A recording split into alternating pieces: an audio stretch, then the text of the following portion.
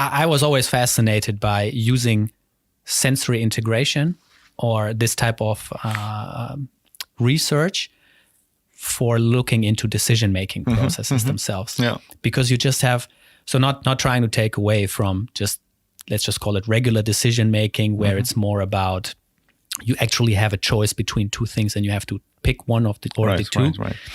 But to me, it feels you just have so much more control and so many more knobs to turn that you can just, because I'm very convinced the principal mechanisms should be the same. But that's just me. So I have lots of debates with experts on this. Oh, I think that is actually that's. But of course, you have worked in this lab, so you also know a bit my thesis here. But, of course. That I think. I think maybe, I believe is a bit maybe not the right wording.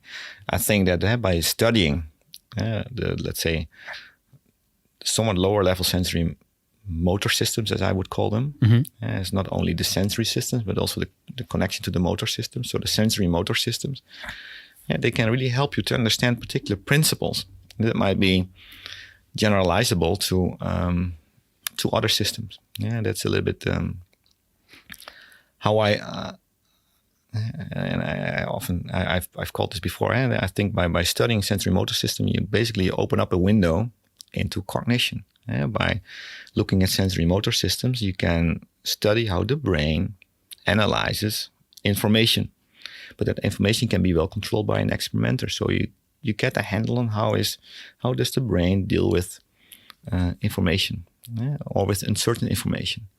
How does the brain draw conclusions out of sensory information from information, or multiple streams of information. Right. And that's, of course, and we call this the inference problem.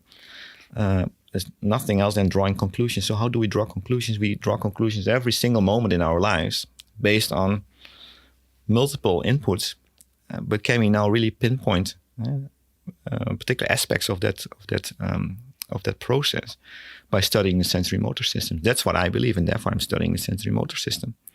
Or how do we learn? Of course, there's a big gap between learning in the classroom and learning to control your body, or to improve your forehand in tennis, or bring it even back to the lab.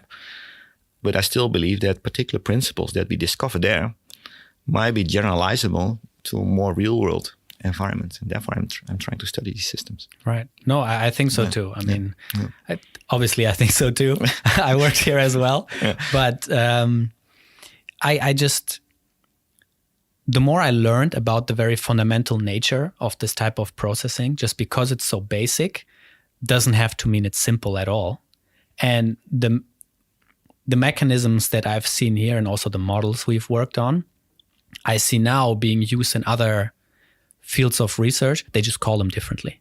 Sure. But the principles are the same, I just like to think about it like this way. If you have one principle that you can apply at multiple different things, why using multiple different things? Exactly. And so far the brain has been pretty efficient.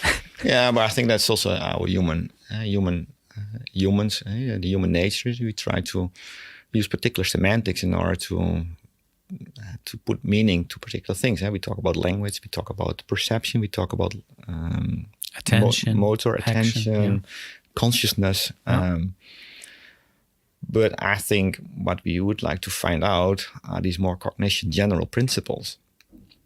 And my point here is that, but of course you can have different opinions on this one, but at least by studying, let's say, sensory motor systems, we can at least try to discover some of these principles, and then we can see whether they can be generalized to other cognitive domains. And that would be, I think, very interesting, right? If we have understood the more general principles, and we have an insight in those, then I think we really push the science forward. Yeah, I like to think of it as layers of abstraction. Right? If you look at, as you said, language, and you try to explain language by just explaining how the muscles of the mouth work, you miss a lot. Sure. But being able to move the muscles of the mouth is a fundamental part of being able to produce language. Sure. And that's how I like to think about it. You have these very fundamental principles, and then whichever layer of, let's just say, cognition you put on top, they are required. And then other layers of abstraction might use exactly the same principles, not the same sources of information to the same degree, but that's what the abstraction is for.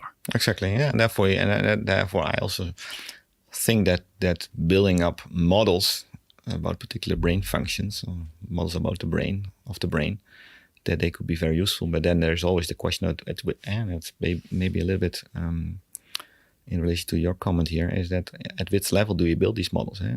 And of course, there have been ideas in the literature. David Marr, a famous vision scientist, already proposed this idea of different levels by which you can describe a system. You can describe it more at the computational level. So what does the system need to do? What kind of computations does it need to make? How then do you implement these computations? Mm-hmm. That's the lower level. And what kind of algorithms make that link between computation and implementation? And so even that kind of approach can be very useful to understand sensory motor systems, but it can also be very useful to understand language. Yes. Or whatever cognitive domain that we as humans, it's our taxonomy, right? Yeah. It's our labeling. It's our labeling, you're right. Yeah.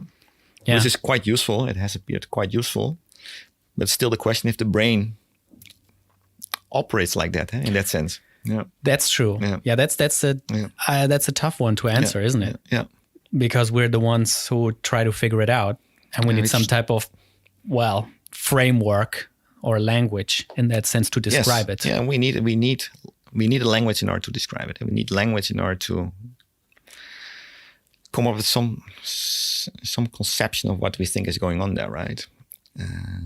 And the more abstract we can make that language, so the more formal we can make it, and then you enter this world, this idea of making computational models, because they make very often precise. Yeah. At least you formalize in a very precise manner what you really mean.